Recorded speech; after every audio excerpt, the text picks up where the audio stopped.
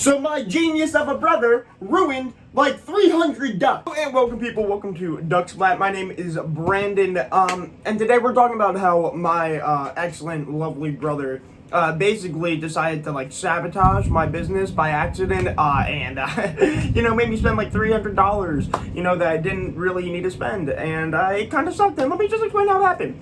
That being said, I am in the great sunny state of Florida, where it's currently like a hurricane going on. So if you hear really loud rain or thunder, that is why. Let's get into it. So if you did not know, I own a business called Splat.com. I'll leave a link down below if you want to check it out. But basically we sell rubber ducks, like a whole bunch of different kinds of rubber ducks and stuff like that. So here's the thing. My brother, he's like 22 now, 22. And he is a barber. He's a professional barber. He owns the company Eclipse Hair Company. And he just opened up his first shop, right? So I've been doing marketing and business. Oh my God, do you hear how loud that thunder is? So I've been doing marketing and business like that for a pretty long time, I don't know, I'd say 3 or 4 years. Probably started when I was like, 14, I'm 18 now, yeah, so about 4 years. And so basically I help him market the company. So there was this big kind of like fair going on in our neighborhood. It was like, I used to live in Maryland, now I'm in Florida, and I lived in a place called Glen Burnie, and there was this thing called the Glen Burnie Fair. And it was a big fair, a whole bunch of people came out, there were games, there were like shows. Actually, when I did martial arts and whatnot, we had our martial arts demo team perform at the fair. So it was just like a big thing, there's food, a whole bunch of, just stuff to do. A lot of people. So obviously, right, Jesse, my brother, wants to go and market his business at this fair. So he bought like this table, he spent the money to make sure he could have a little stand, and then, he would be going there and like helping out and doing stuff to promote his business. Because like I said, it was fairly new and it was in Glen Burnie, so he'd be marketing it to his people. So anyway, he had to market it, right? Well, he had this idea about having, teaming up with me, right? Because I owned this rubber duck store, and basically doing a thing where we could do a game where the kids, some kind of game that would involve rubber ducks, and then at the end, they might be able to win a free haircut, or like $5 off, or something to get them going to the hair thing. But especially, the fair has a lot of kids there, of course. So, parents are walking around with their kids. We wanted to do something that would get the kids' attention. That way, the parents would bring them over, they play the game, and then bada bing, bada boom. Oh my God. Dude, I swear, there's like a tornado coming. I swear.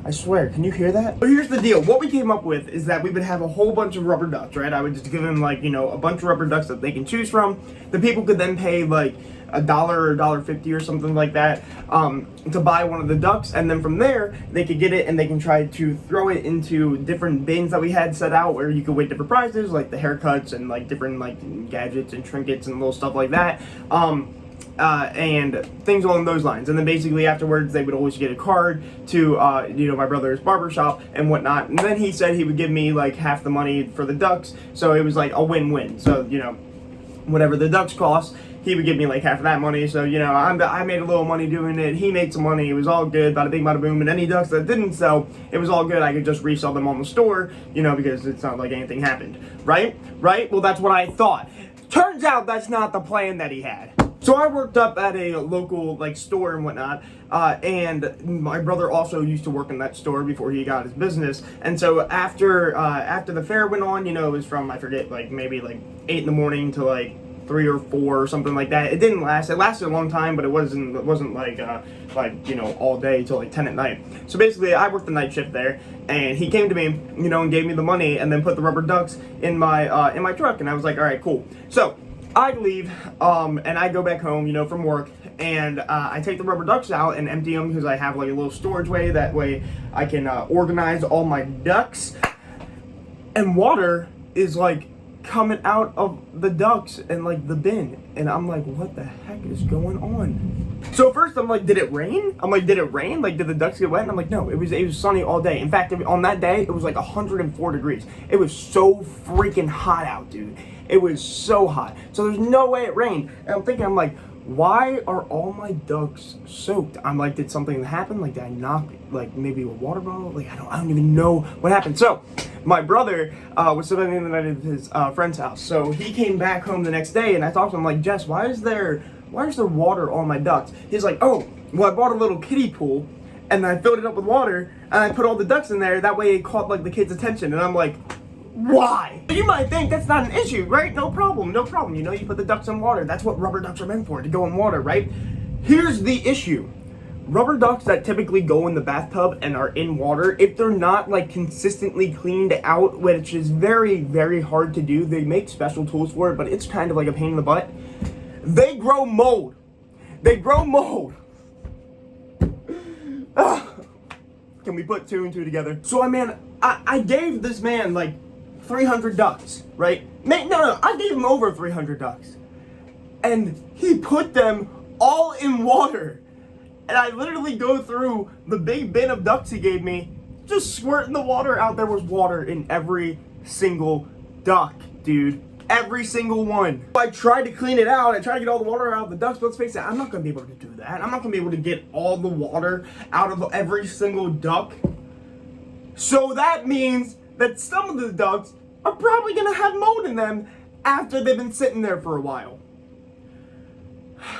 Which means I can't sell the 300 ducks that I gave him, because my genius of a brother decided to put 300 of the ducks in water. So I mean, he sold maybe like 100 ducks or so, like 150 ducks, which means I only made maybe about 50 bucks, which definitely does not cover the cost of the over 300 ducks that I gave him.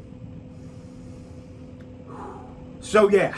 So basically, I lost out on a lot of money. I didn't really tell my brother about that because, you know, he just started business. I didn't want to be rude. It's only a few $100. I'll be able to make that back, you know, probably within a month or two with the multiple businesses I have. But still, kind of a pain in my butt, you know what I mean? Honestly, it wasn't the money that I like, it wasn't that. The thing that made me mad is I had to restock everything, and that's a whole freaking, takes forever having to order all the ducks and count how many ducks are which. But I mean, we just threw everything out basically. I mean, that's what I did, and I had to restart. So yeah. So overall, that's basically how my brother made me lose like $350 for my company. Not a big deal, but yeah.